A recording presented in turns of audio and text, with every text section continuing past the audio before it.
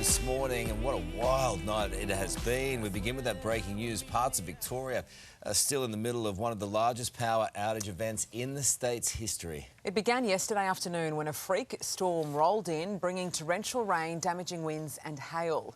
The force of the winds so strong it destroyed 6 transmission towers near Geelong and disconnected the Loy Yang A power station, cutting electricity to 529,000 homes and businesses. So right now, 280,000 homes are still in the dark across the state. All of this as properties come under threat by raging bushfires in the northwest. 2 still burning at emergency level, one in Dadswell Bridge and the other further south in Pomona, where residents are urged it's too late to leave and take shelter now. A lot happening. We have team coverage this morning. First to Christine Ahern in one of the worst affected suburbs. Chris, what's the latest?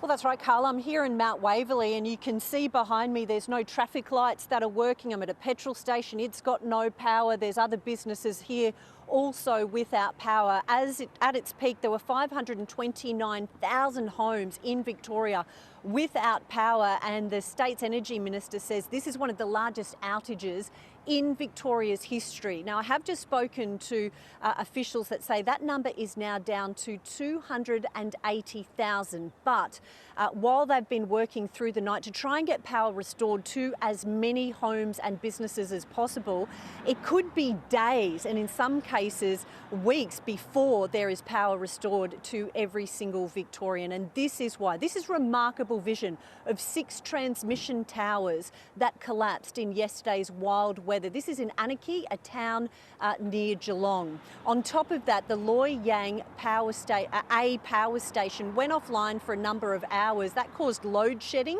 That affected some 90,000 customers.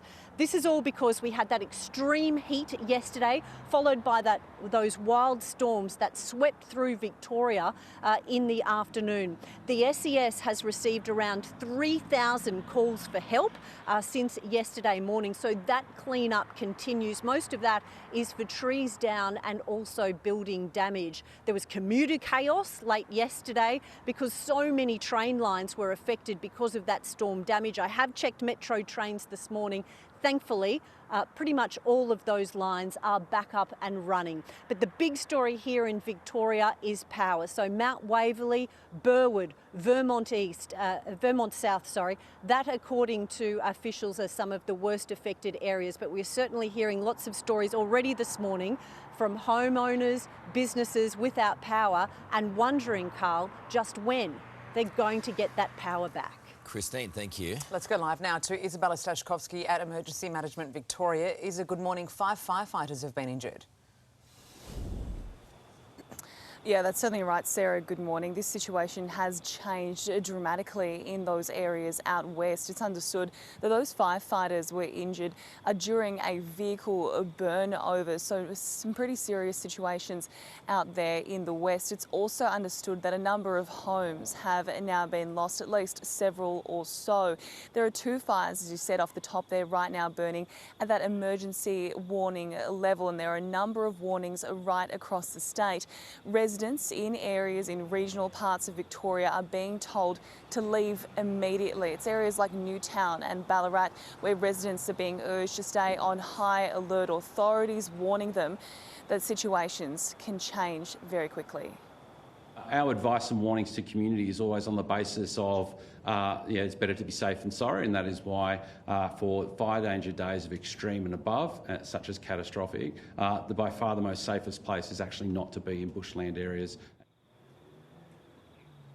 Sarah, we will be getting live updates a little later this morning from the Country Fire Authority with those latest warnings for residents. But for the meantime, residents can certainly check online at those Vic emergency apps for the latest warnings. That is dynamic and they are changing.